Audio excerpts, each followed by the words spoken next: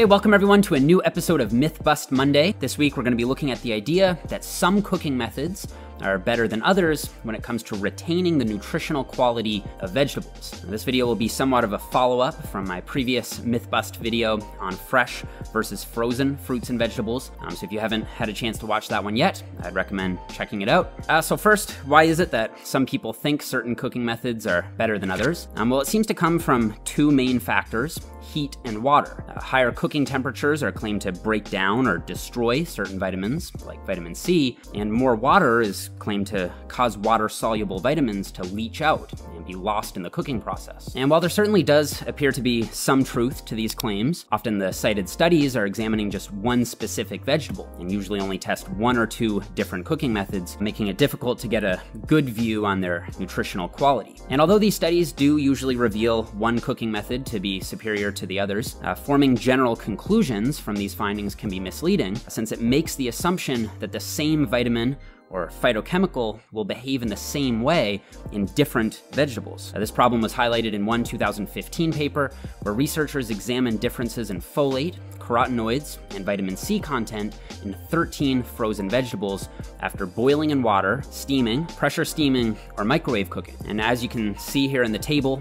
there was a lot of data, and as it turns out, what cooking method is better depends on what nutrient you're looking at and what vegetable you're cooking. So just looking here at whole spinach branch, we can see that beta-carotene, a precursor for vitamin A, was preserved best, well, actually increased by 24% from steaming. However, with hashed spinach, pressure cooking was better than steaming. And I know a lot of people are wary of microwave use and its effects on nutrition, but this same study showed that beta-carotene levels increased in sliced carrots by 12% after microwave. And according to a science-based medicine article on microwaves and nutrition, microwave cooking is a safe technology. It's fast and convenient, and as it turns out, has a favorable profile in terms of the net effects on food nutrition. But that doesn't necessarily make microwaving the best cooking option across the board. One 2015 review came to the conclusion that steaming seems to be the best cooking method for maintaining nutritional quality. However, these researchers only looked at pinto beans, peas, broccoli, onions, and potatoes, and this conclusion in particular seems to have come mostly from their findings on broccoli.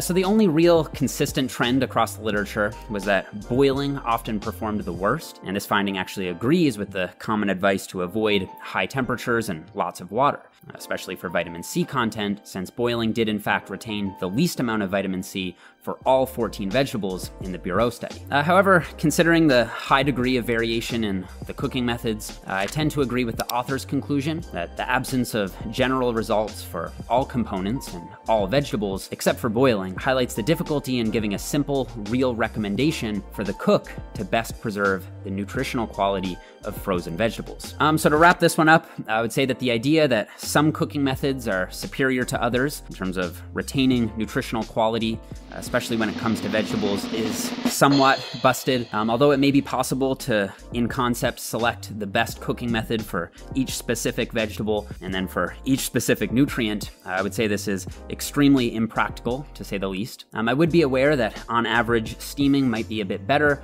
and boiling might be a bit worse, but I think the most practical advice is to try to include a variety of cooking methods if you can, and above all else, simply have a diet that's filled with a variety of different fruits and vegetables. So that's it for this one, guys. 每周不间断的专业健身知识 ，Sophie 健身魂。